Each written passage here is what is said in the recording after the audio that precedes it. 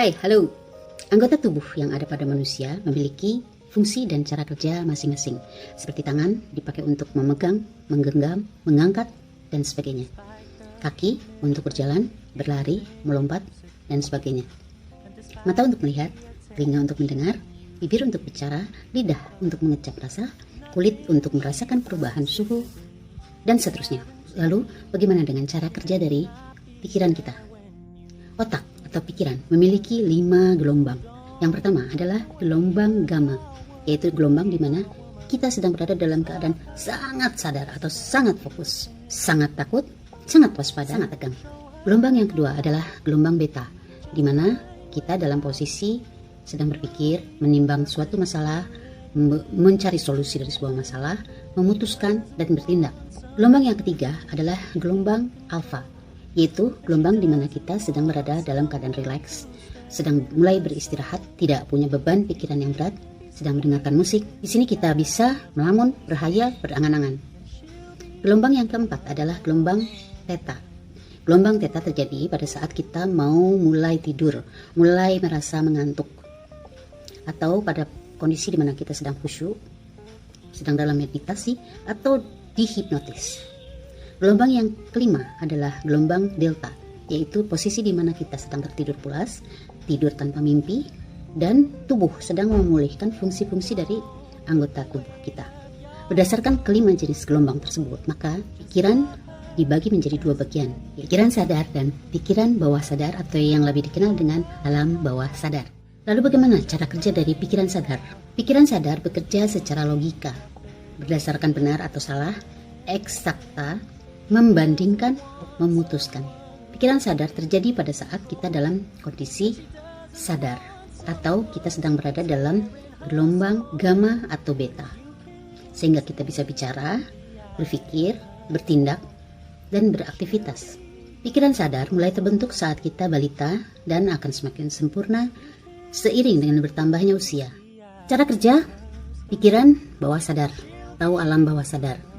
Alam bawah sadar ini berperan sebagai penyimpan memori atau bagian internal dari pikiran kita.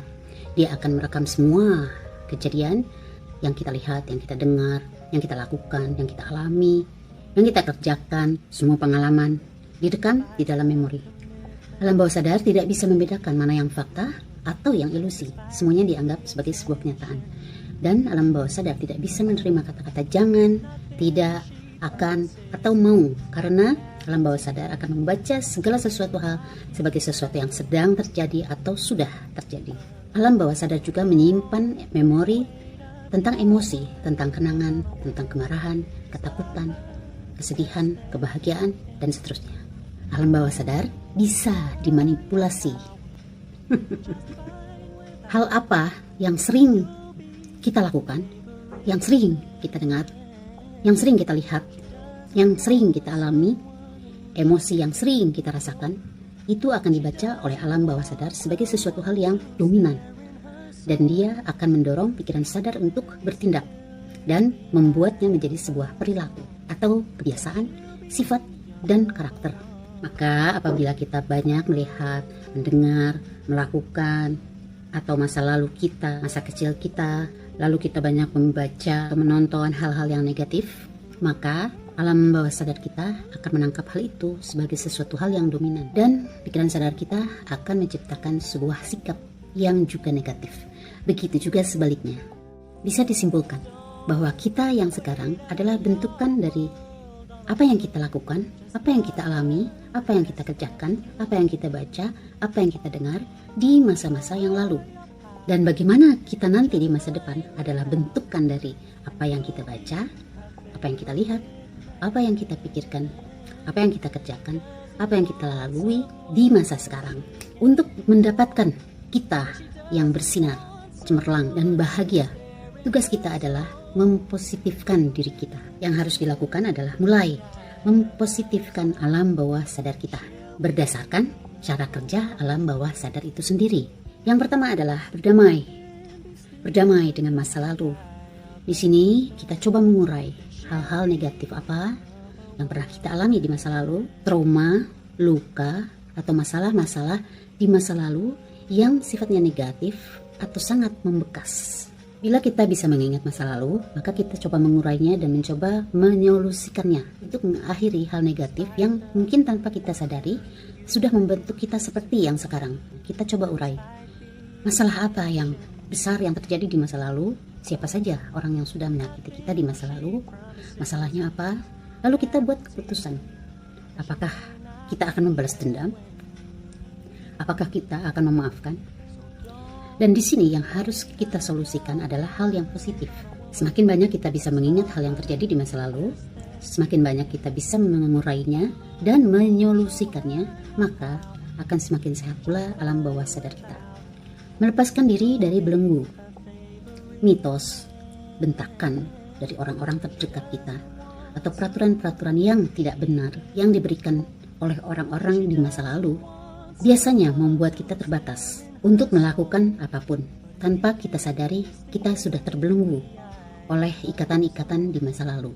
Coba dobrak semua itu dengan melogikakan semua belenggu dan menyesuaikannya dengan syariat yang seharusnya. Artinya, meluruskan pikiran.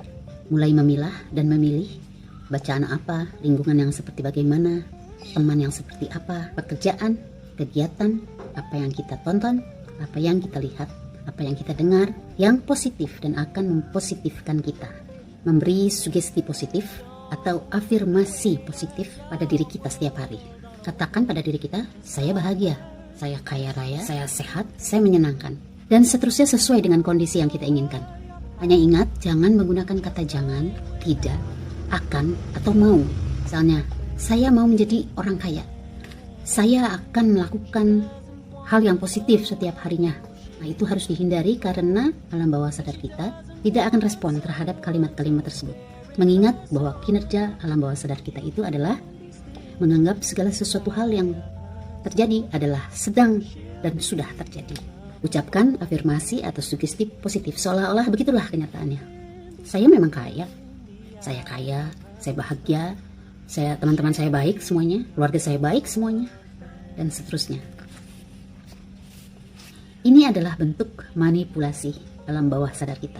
Dan alam bawah sadar kita itu akan menangkap itu sebagai kenyataan.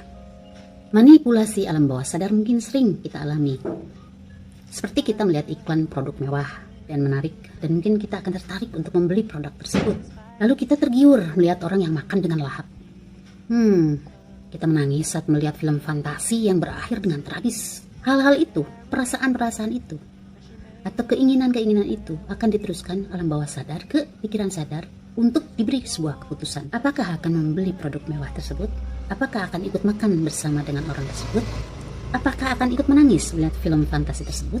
Semakin pikiran sadar kita terlatih, semakin kuat pengendalian diri kita. Seperti itulah cara kerja dan kerjasama dari alam bawah sadar dan pikiran sadar manusia.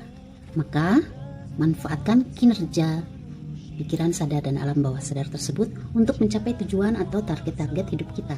Bila kita ingin menjadi orang yang dermawan, maka berkumpullah dengan orang-orang yang baik, yang memang bergerak dalam bidang itu.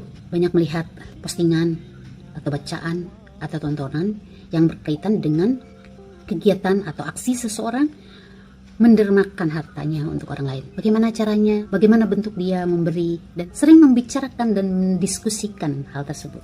Tanpa kita sadari, alam bawah sadar kita merekam itu semua, dan perlahan-lahan sikap kita akan terbentuk ke arah itu.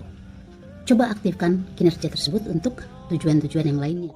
Oke, demikian informasi dari LD Galaria tentang cara kerja pikiran manusia. Semoga bermanfaat, jangan lupa di subscribe. Salam hangat dari LD Galaria. Salam kepo, salam explore. Bye-bye. Diary LD